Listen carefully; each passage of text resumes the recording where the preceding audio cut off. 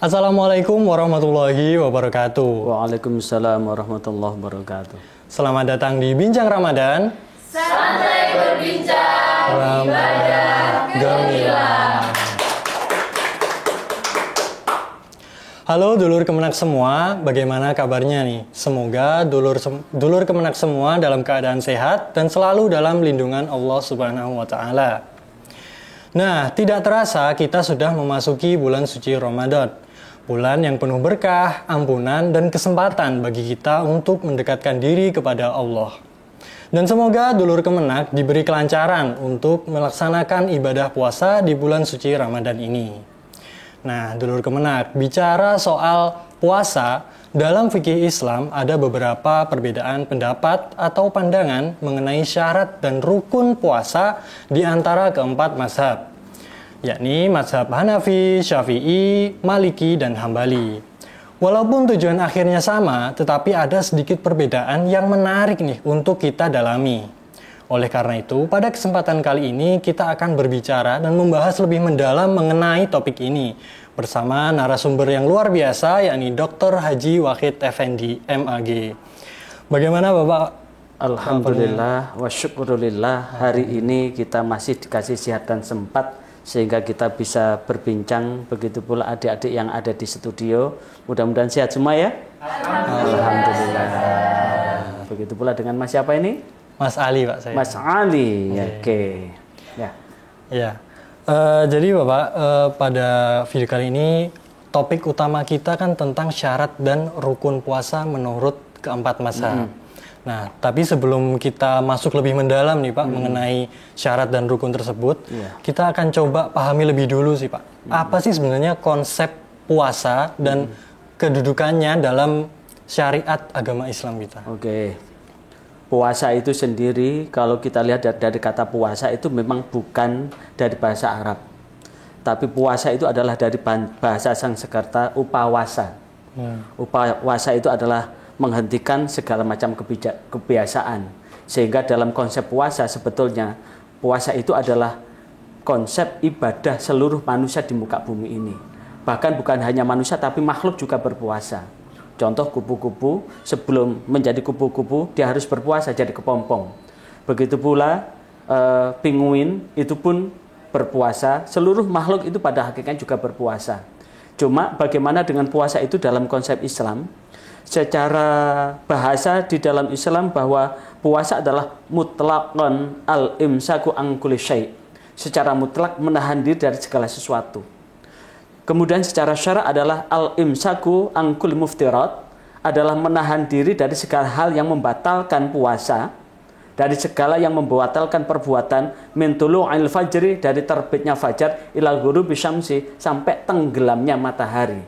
Lah, inilah yang kemudian membedakan puasa Islam dibandingkan dengan puasa yang lain.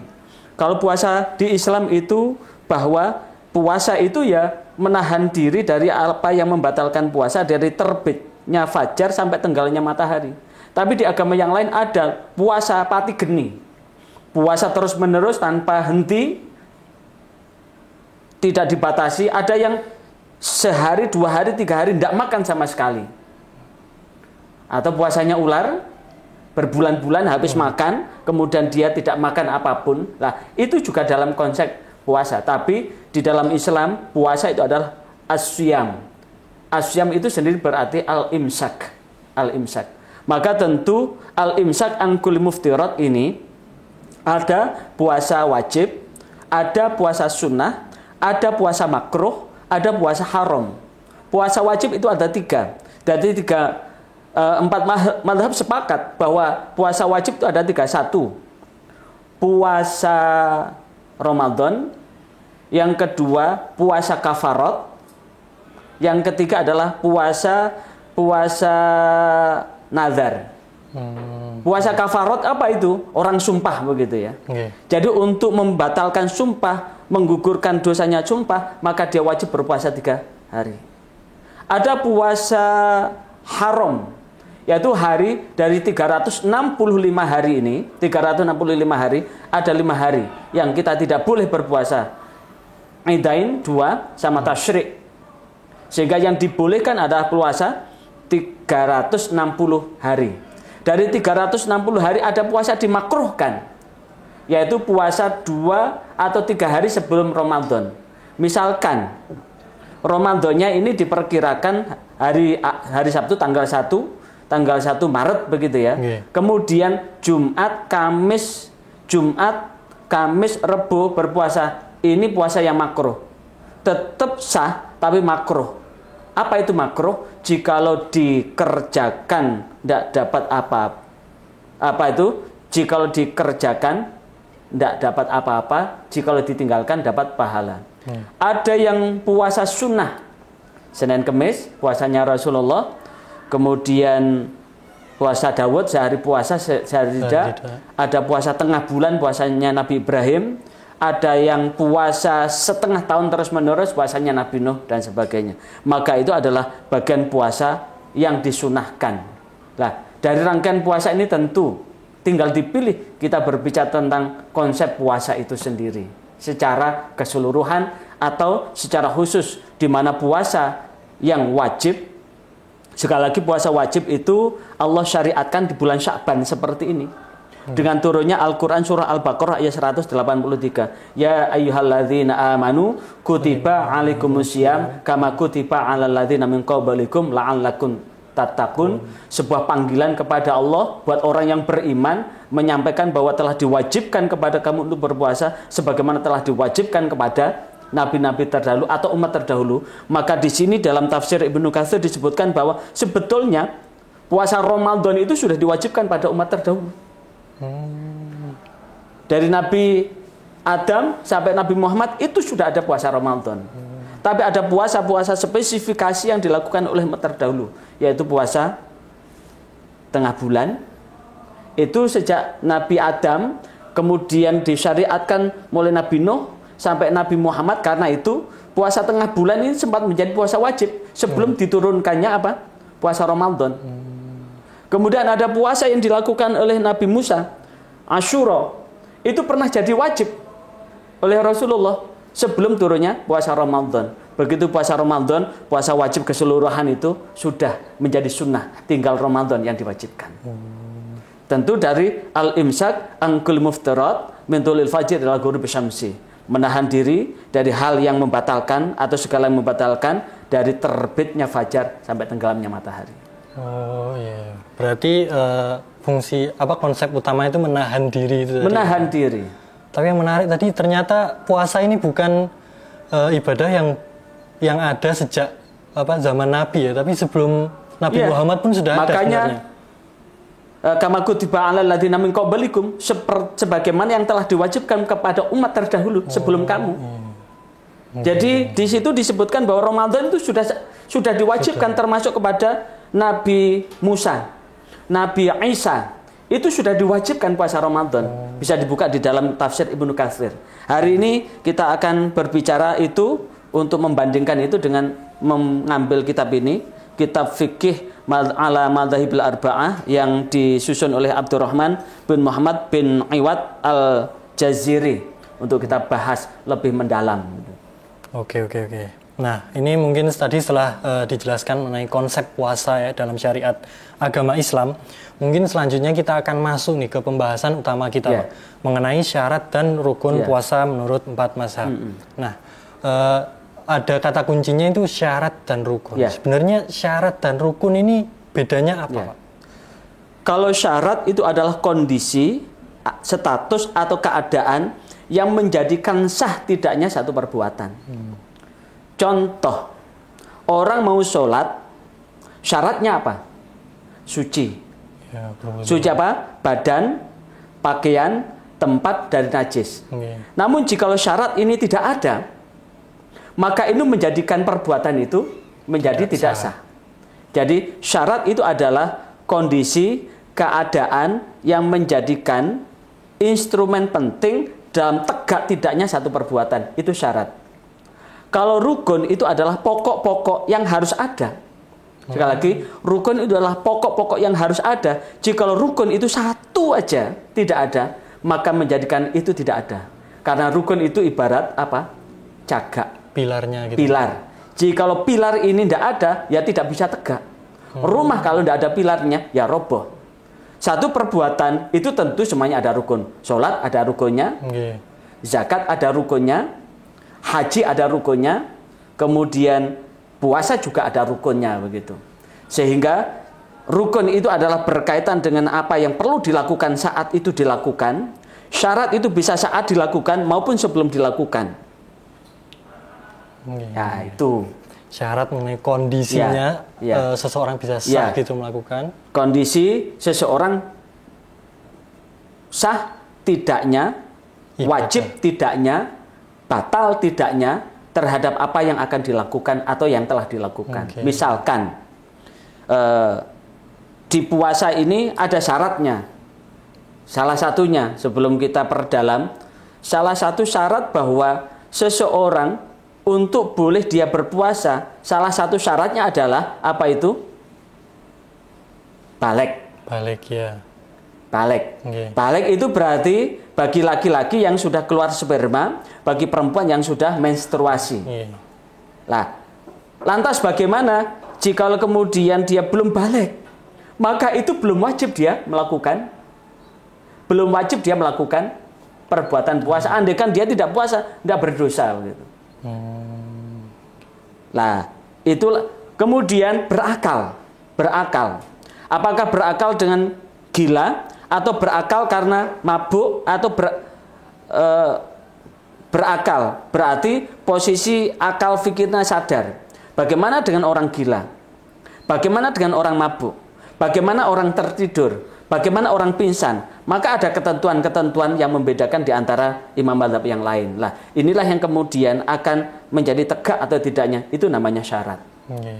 Kalau rukun yang menjadi fondasinya, pokok yang menjadi pilar terhadap satu perbuatan, sementara syarat adalah status, kondisi, keadaan yang menjadikan satu perbuatan itu bisa sah dilakukan atau tidak, wajib atau tidak.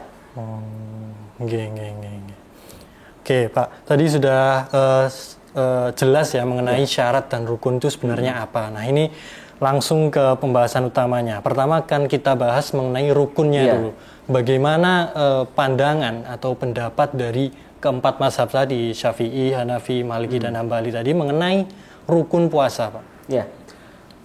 Terkait dengan rukun dari empat mazhab, Hanafi, Maliki, Syafi'i, Hambali, ada satu yang sama, yaitu al-imsak. Al-imsak, menahan diri. Syafi'i, Maliki, Hambali, kemudian Hanafi, itu sama, bahwa rukunnya adalah al-imsak. Cuma bedanya, kalau di Hambali dan Hanafi atau Hanafiyah, Hanabilah, ulama-ulama Hanafiyah, ulama-ulama Hanabilah, kalau di dalam fikih al-madzabil arba'ah yang disusun oleh Al-Jaziri juz 1 halaman 317 disebutkan, untuk Hanafiyah dan Hanabilah lisyami ruknun wahidun, bahwa puasa itu hanya satu rukun. Apa rukun itu? Wahwa al-imsaku anil muftirat allati bayanuha, yaitu menahan diri dari segala hal yang membatalkan, allati bayanuha, yang akan diterangkan pada bab-bab berikutnya. Jadi untuk mazhab Hanafiyah, Hanabilah, rukunnya hanya satu, yaitu menahan diri dari segala hal yang membatalkan. Sementara untuk Malikiyah, innasyiyama ruknaini, sesungguhnya puasa itu ada dua rukun. Yang pertama adalah al-imsaku, menahan diri, wan niyatu, niat.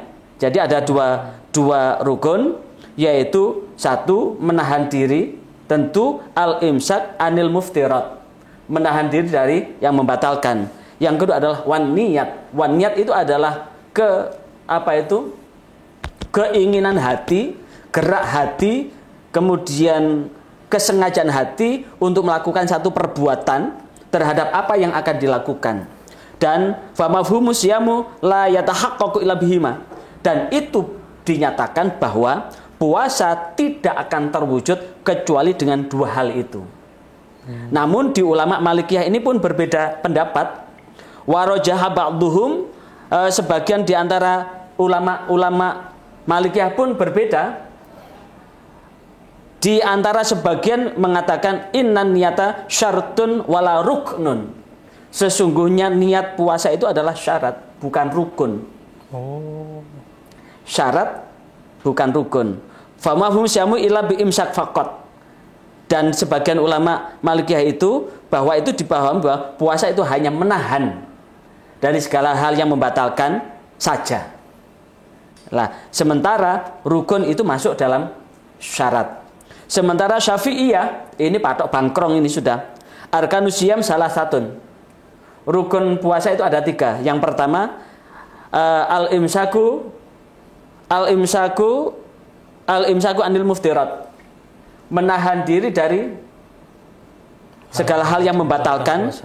Yang kedua wan niyatu, niat, keinginan hati, kehendak hati, kesengajaan hati untuk melakukan perbuatan. Yang ketiga adalah as-shaim, orang yang berpuasa.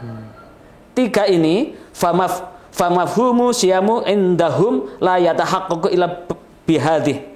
Maka ini dipahami puasa tidak akan terwujud kecuali 3 hal itu. Salah satu aja tidak ada, maka puasanya bisa batal. Lah, waqad urifat anal hanabilah wal hanafiyah yaqulun, dan sudah diketahui bahwasanya ulama Hambali, ulama mazhab Hanafi mengatakan innan niat, sesungguhnya niat, wasyaimu syarton.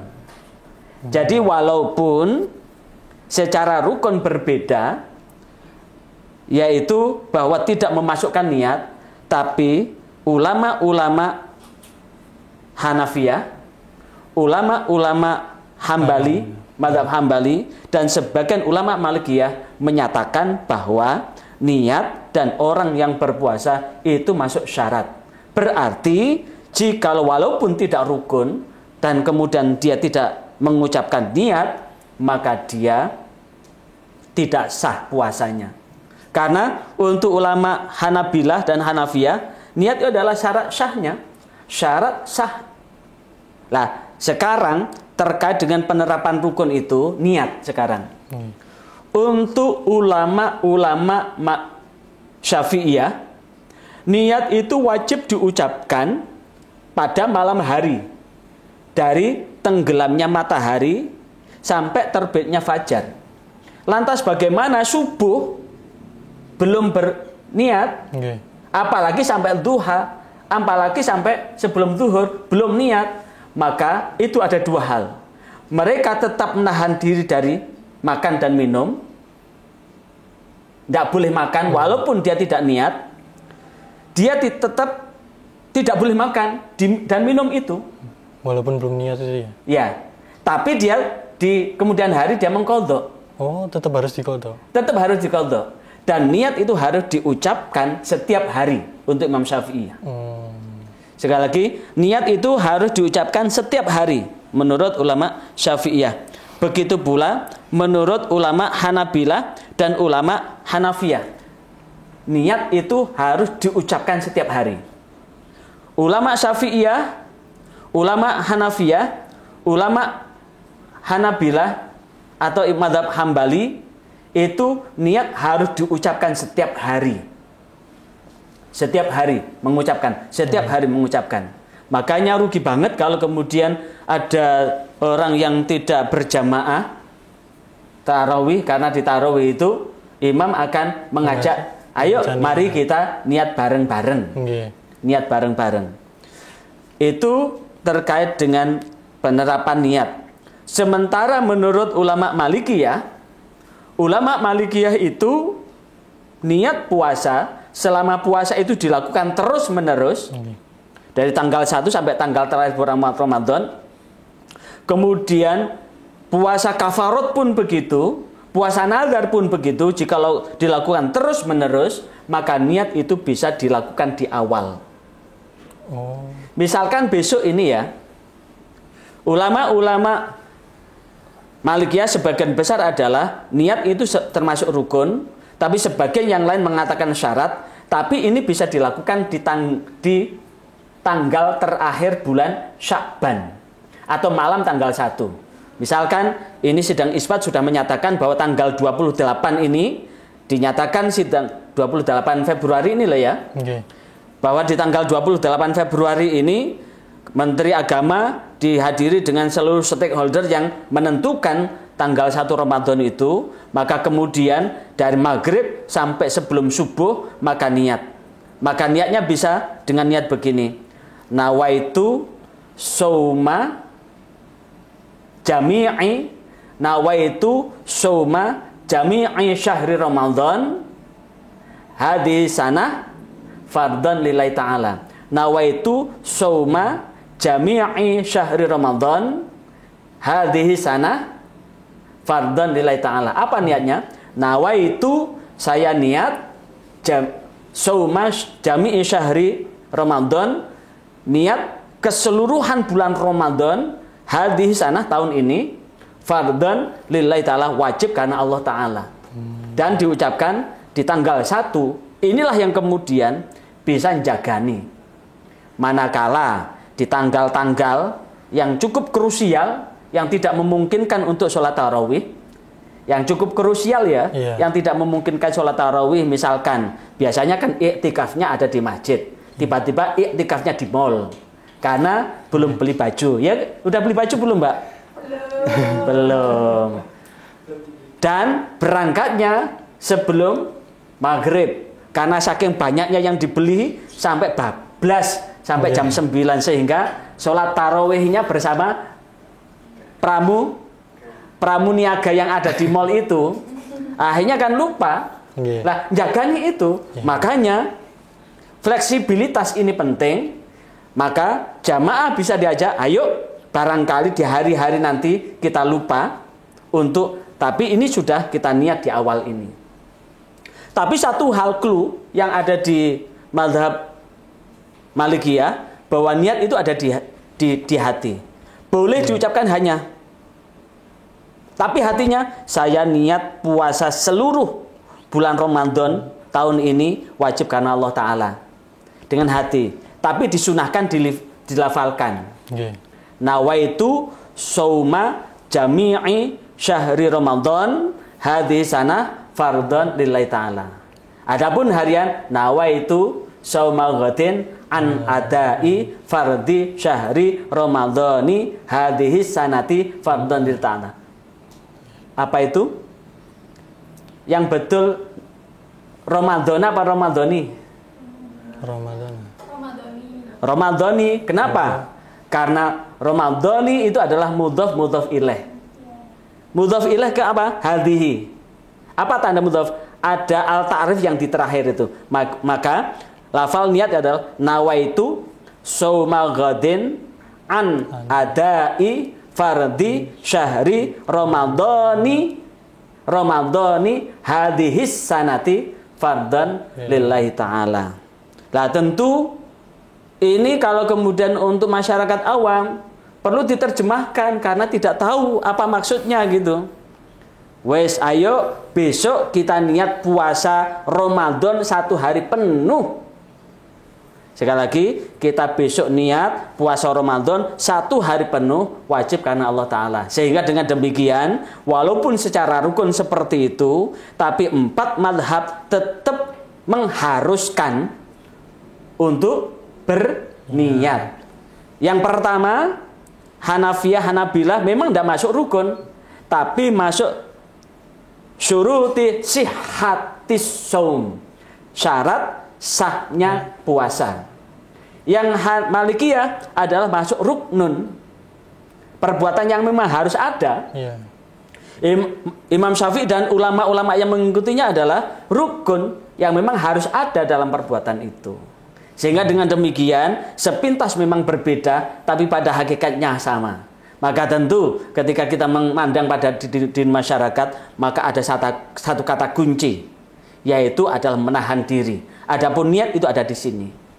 Kalaupun toh kemudian orang itu berdebat tentang niat, ternyata saya dapatkan di kitab Madhabil Arba'ah ini, misalkan pagi, maghrib, isya belum mengucapkan niat, Tapi pagi-pagi jam 3 bangun untuk sahur. Sahur untuk bangun, itu sudah menyatakan niat. Andaikan dia tidak niat puasa, maka dia tidak akan bangun.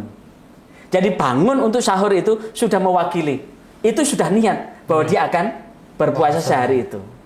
Walaupun tidak diucapkan nawaitu samaughatan, tapi bangun sahur, karena sahur itu dia bangun itu sudah di hatinya sudah dia makan itu memang dia sudah menyatakan niat berpuasa. Sehingga dengan bangun sahur itu sudah masuk dalam niat, kecuali dari maghrib sampai subuh tidurnya bablas. Nah, ini bablas angin nih sudah. Oke, Pak. Tadi sudah mengenai rukun. Nah, sekarang mengenai syaratnya, Pak. Syaratnya dari pandangan pendapat keempat mazhab itu bagaimana? Ya, ini karena panjang banget, saya langsung baca ya. Kalau menurut Imam Syafi'iyah, syarat secara keseluruhan syarat itu adalah yang pertama syurutu wujub, syarat yang menjadikan wajib. Yang kedua syurutu sihah, syarat yang menjadi sahnya perbuatan. Yang ketiga adalah syurutul ada, syarat yang menjadikan tegaknya pelaksanaan itu. Nah, terkait dengan syurutul wujub, syarat-syarat yang menjadikan wajib, syurutul sihah, syarat yang menjadikan itu sah, syurutul ada, syarat-syarat yang menjadikan terlaksana atau tidak, maka empat madhab ini berbeda. Kalau Syafi'iyah itu hanya ada dua, syurutul wujub wa syurutul sihah. Hanya ada syarat wajib dan syarat sahnya saja. Kalau menurut Imam Hanafiyah dan ulama-ulama yang mengikutinya ada tiga. Yang pertama syurutul wujub, syarat-syarat menyatakan wajib. Yang kedua syurutul wujubil ada, syarat yang mewajibkan melaksanakan itu. Dan yang ketiga adalah syurutul sihhatil ada, syarat yang menyatakan sah tidaknya dia melakukan itu. Sementara untuk ulama Malikiyah ada syurutu wujubin faqat, yaitu syarat wajib saja. Yang kedua syurutu sihhatil faqat, yaitu syarat sahnya saja. Dan yang ketiga adalah syurutu wujubi wasihah ma'an, yaitu syarat wajib dan syarat sahnya saja bersamaan. Jadi antara wajib dan sah itu secara bersamaan.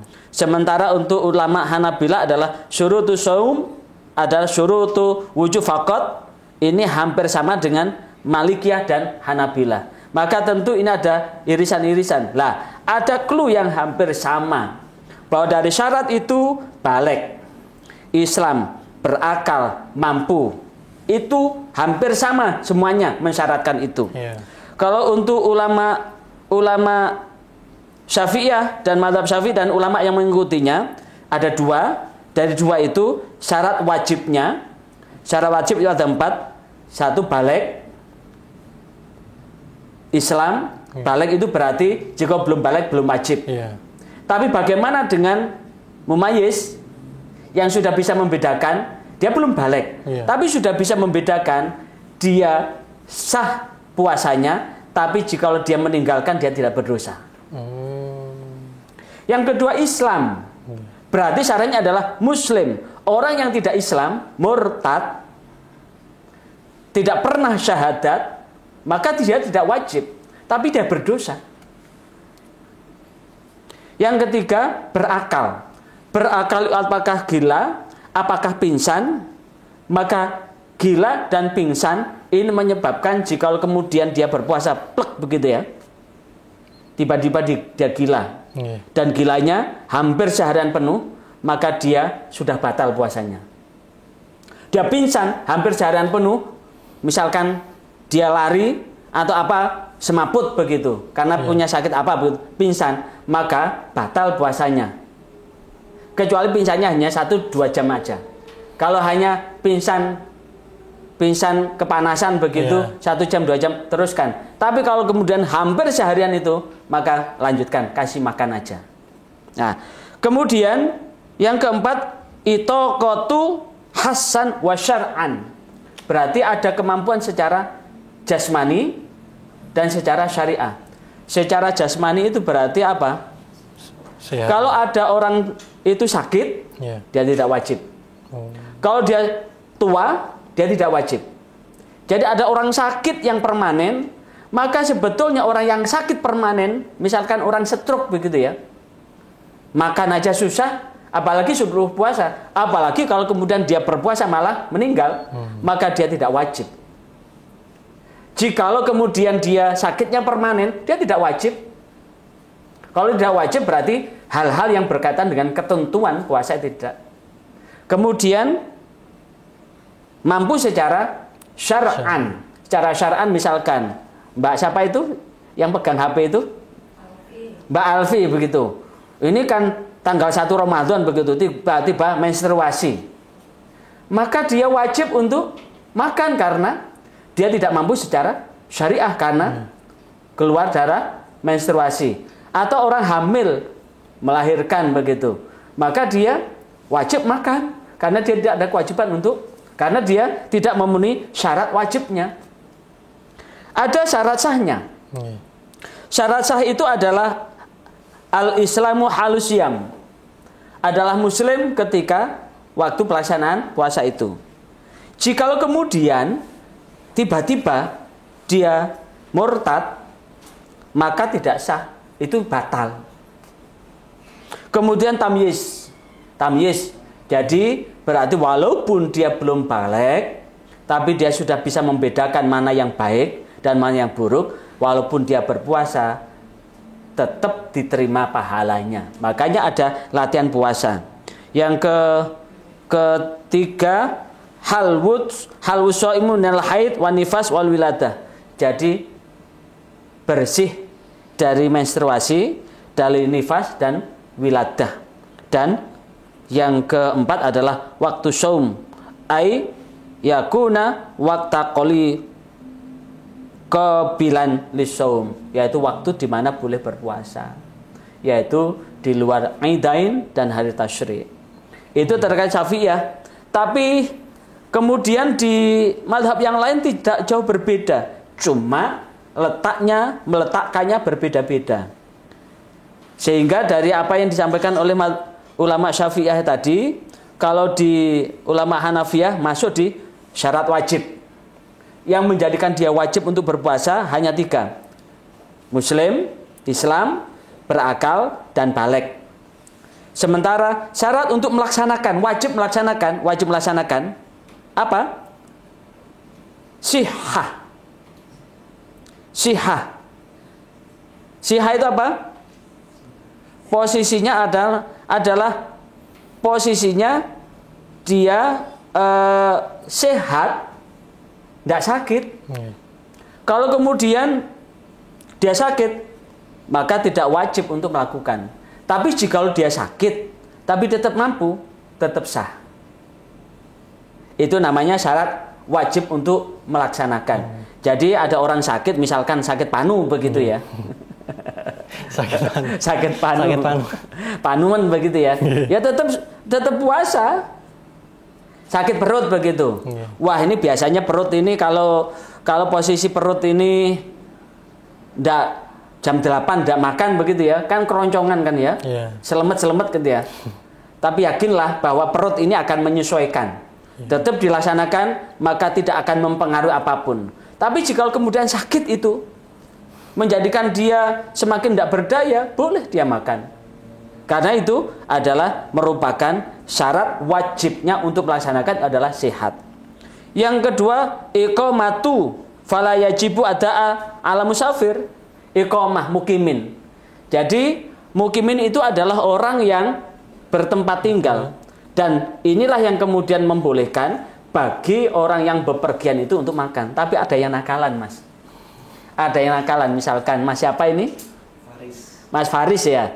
Misalkan begini, wes aku daripada jam sekian ini perut ini sudah keroncongan, sudah seneng banget, saya tak bepergian. Rumahnya mana Mas Faris?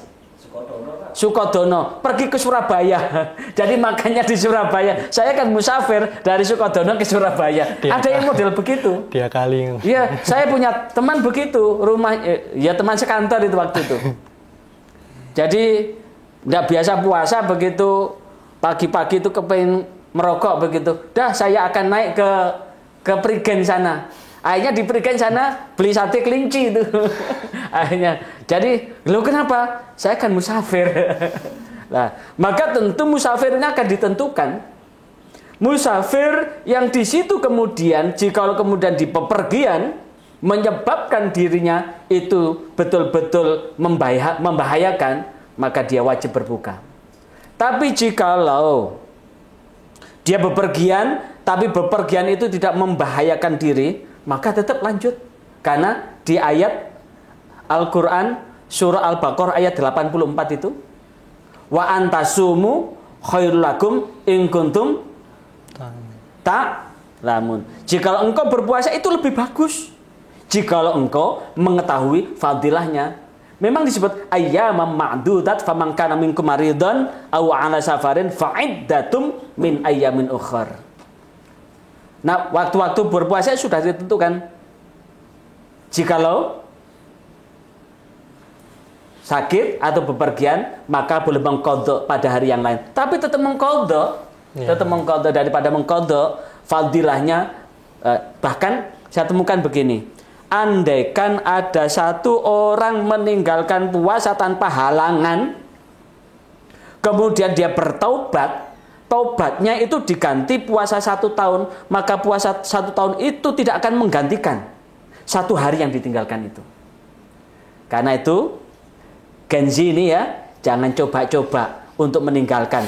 Jika kita taubatnya kita ganti 1 tahun puasa terus-menerus, maka 1 tahun puasa terus-menerus tidak akan mampu menggantikan 1 hari yang kita tinggalkan itu. Bahkan rodok kereng. Ada 3 hal yang di situ akan menentukan muslim tidaknya kita, mukmin tidaknya, yaitu terkait dengan 3 hal. 1 syahadat, 2 sholat, 3 puasa. Jikalau ini salah satu ditinggalkan, maka kita termasuk orang yang hatinya tertutup hidayah. Tertutup hidayah. Maka disinilah, maka jangan coba-coba untuk itu. Lah, itu untuk syarat wujub.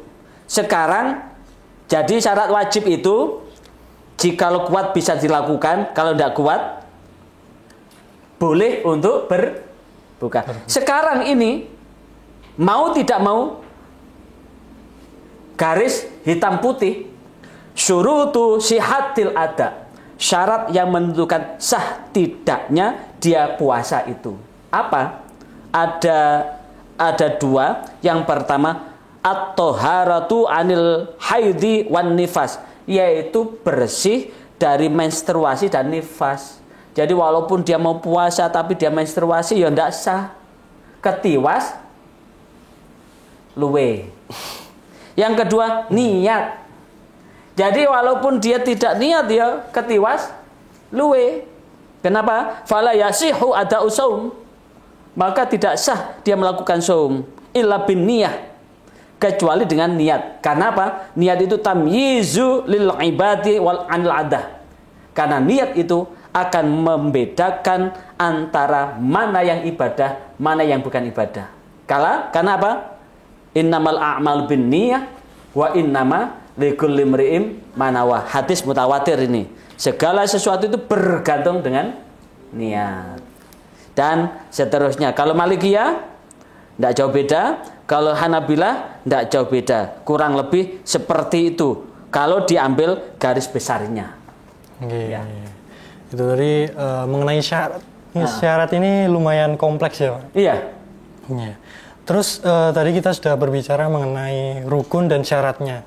Nah, ini kan kita yang mendengarkan, yang menonton Dulur Kemenak, ini kan istilahnya banyak yang orang awam. Nah, tadi mengenai syarat dan rukun, apa pentingnya bagi kita nih untuk mengetahui itu dengan syarat dan rukun dari 4 mazhab yang berbeda itu? Inilah bedanya. Puasa itu kan ada 3. Puasanya orang umum, puasanya orang khusus, puasanya yang cukup khusus spesial. Maka kemudian hanya sekedar dia menahan, ya kadang-kadang kam min shaimin laisa min syami ilal ju' wal atash. Banyak di antara orang yang berpuasa tidak memperoleh apapun dari puasanya kecuali lapar dan haus. Maka ini penting di dalam rangka apa? Untuk mengetahui rukun itu. Kalau kita tidak mengetahui rukun, maka ibarat kita ini berjalan tanpa kaki, ibarat kita melihat tanpa mata, ibarat kita mendengar tanpa telinga. Bagaimana gerabak? Lah namanya gerabak itu kan ya sak gerabak-gerabake ketemu batu ya dikira emas, ketemu emas dikira. Itu pentingnya untuk mengetahui rukun. Jadi maka pada kesempatan ini kepada dulur, mitra, jamaah atau siapapun yang menangkap channel ini, maka cukup wajib diketahui bahwa kita harus tahu rukunnya. Yang paling penting adalah tadi dapat kita simpulkan bahwa rukun secara keseluruhan dari 4 mazhab adalah al-imsak, menahan diri, yang tidak ada perbedaan dari 4 mazhab. Tapi yang ada perbedaan adalah niat. Tapi walaupun toh begitu, walaupun tidak masuk di rukun, tapi masuk di syarat sahnya. Masuk di syarat sahnya. Sehingga tetap keseluruhan niat. Cuma bedanya, yang khusus mazhab Malikiyah, niat bisa diucapkan di awal sebelum tanggal 1 itu. Tapi untuk yang lain, wajib diucapkan setiap hari. Dari maghrib sampai sebelum subuh. Wajib diucapkan. Makanya kalau kemudian adik-adik Gensi ini ngikuti mazhab, rata-rata yang ada di Indonesia ini fikihnya diakui atau tidak, aliran fikih yang ada di Indonesia ini, aliran fikihnya ini adalah rata-rata mayoritas mazhab Syafi'i yang diikuti oleh orang NU, mazhab Hambali yang rata-rata diikuti orang Muhammadiyah.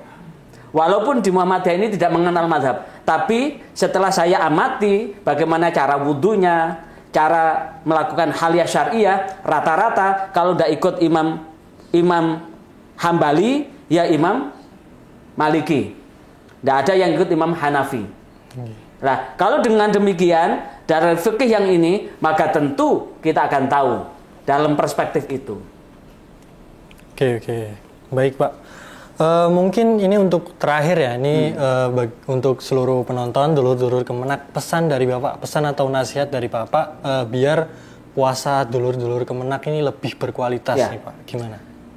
Ada satu hal, kita ini akan masuk bulan yang penuh berkah, bulan yang penuh ampunan. Berkah kenapa? Di dalam hadis yang diriwayatkan oleh Imam Ibnu Huzaimah, bahwa satu hari, bahwa di bulan Ramadan itu adalah bulan Allah melipat gandakan. Di situ dilipat gandakan seluruhnya. Amal ibadah baik wajib maupun sunnah. Sedekahnya seluruhnya dilipat gandakan.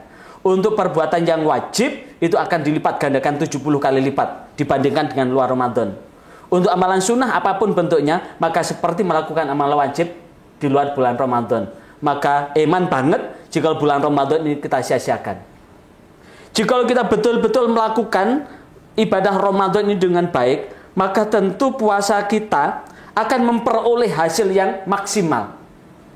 Mudah-mudahan puasa kita ini betul-betul seperti puasanya ulat.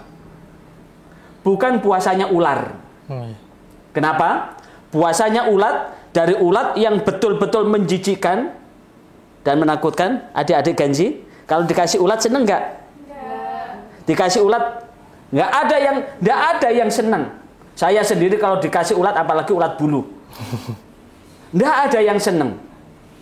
Tapi begitu ulat ini sudah bertaubat, ulat ini akan betul-betul berpuasa. Ulat ini dari menghabiskan ini daun sekian banyak ini akan habis dengan satu ulat dalam hanya sekian waktu aja habis.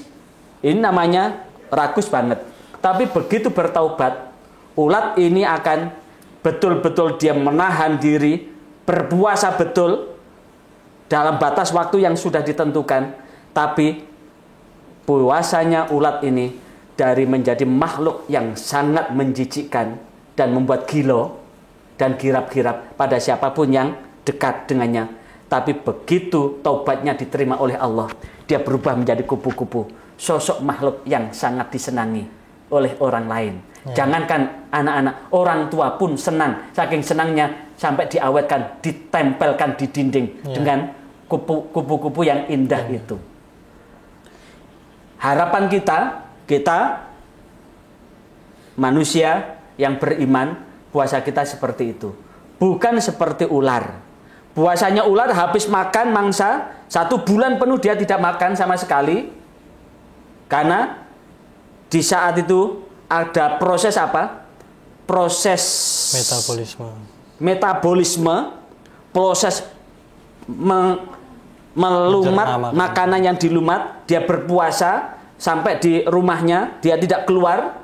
Dan kemudian di puasa itu dia hanya berganti kulit aja, tapi tidak pernah berubah perbuatannya. Sing seneng nyokotan tetap nyokotan, bentuknya juga tidak berubah, tetap bikin orang yang ya. Artinya apa? Ramadan yang kita jalani betul-betul adalah kesempatan untuk berhijrah minal zulumat ilan nur, dari gelap gulita menuju cahaya, dari dusta menjadi orang yang jujur, dari orang yang suka boros menjadi berhemat. Jadi sebelum Ramadan ini kita betul-betul boros, tapi dengan berpuasa sudah terkondisikan kondisi perut, udah bukan menjadi orang yang konsumeris lagi, tapi betul-betul puasanya itu betul-betul diterapkan, bukan hanya sekedar mengganti, sehingga rata-rata Ramadan itu pengolahannya lebih banyak daripada di luar Ramadan. Itu pesan kita, dan mudah-mudahan ini akan mengantarkan ridha Allah. Yang paling penting, puasa yang kita jalani adalah bagaimana tangga menuju ridha Allah Subhanahu wa Ta'ala. Baik, amin. Baik, itu tadi Dulur Kemenak, Masya Allah sekali pembahasan kita kali ini, yang tadi diawali dengan konsep puasa secara umum dan konsep puasa dalam syariat agama Islam. Lalu kita membahas topik utama kita, yakni mengenai syarat dan rukun puasa dari pandangan atau pendapat 4 mazhab tadi. Lalu juga jangan lupa pesan terakhir tadi, yakni puasa seperti ulat dan bukan puasa seperti ular. Terima kasih pada Bapak Awe sudah berbagi ilmu dengan kita semua. Dan semoga apa yang kita bahas hari ini, apa yang disampaikan oleh Pak Awe hari ini dapat bermanfaat dan dapat menjadi bekal bagi dulur Kemenak semua untuk menjalankan ibadah puasa di bulan suci Ramadan ini. Terima kasih untuk dulur Kemenak yang sudah setia menonton, dan jangan lupa untuk menantikan bincang Ramadan dengan tema-tema menarik lainnya. Terima kasih. Wassalamualaikum warahmatullahi wabarakatuh. Waalaikumsalam warahmatullahi wabarakatuh. Bincang Ramadan, santai berbincang Ramadan.